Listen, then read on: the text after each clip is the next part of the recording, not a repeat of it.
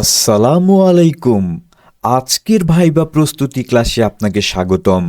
NTRC এর ICT নিবন্ধন শিক্ষক পরীক্ষার বিগত সালের ভাইবা অভিজ্ঞতার আলোকে সাজানো হয়েছে আমাদের আজকের ক্লাস।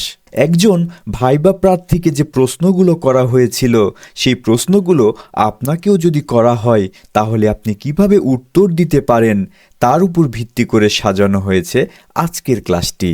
আশা করি আজকের ক্লাসটি আপনার ভাইবা প্রস্তুতিতে বিশেষভাবে সহায়তা করবে।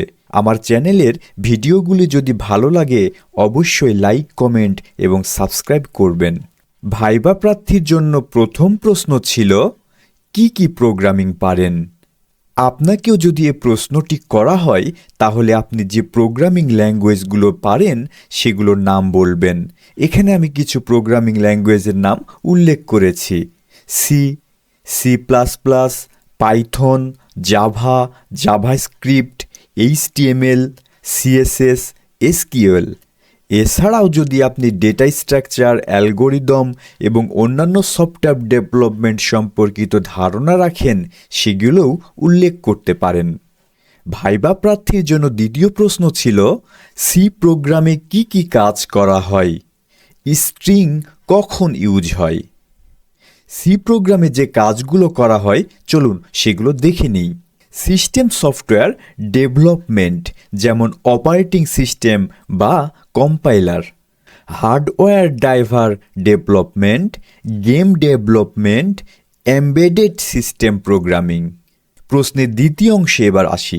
স্ট্রিং কখন ব্যবহার করা হয়? স্ট্রিং ব্যবহার করা হয় টেক্সট বা ক্যারেক্টারের ক্রম সংরক্ষণ ও প্রক্রিয়াকরণ করার জন্য।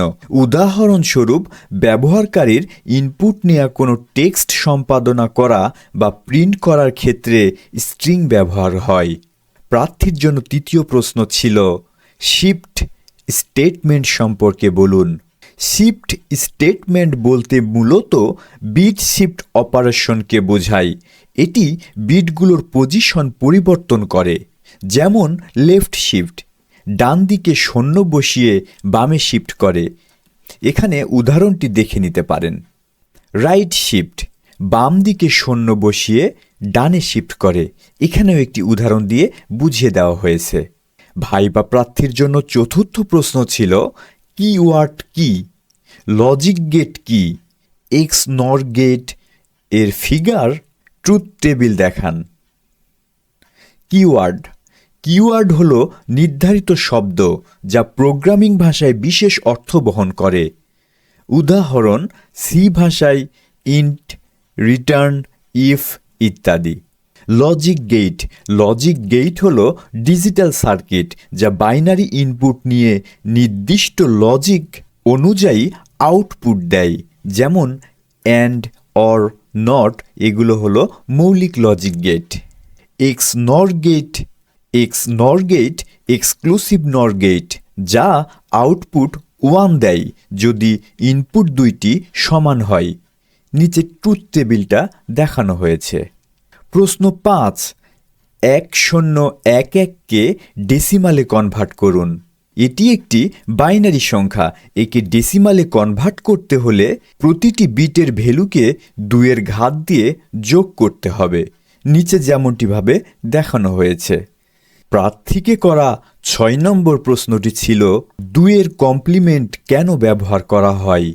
যোগ 5 বিয়োগ 5কে কম্পিউটার কিভাবে ক্যালকুলেট করবে এবং কেন করবে?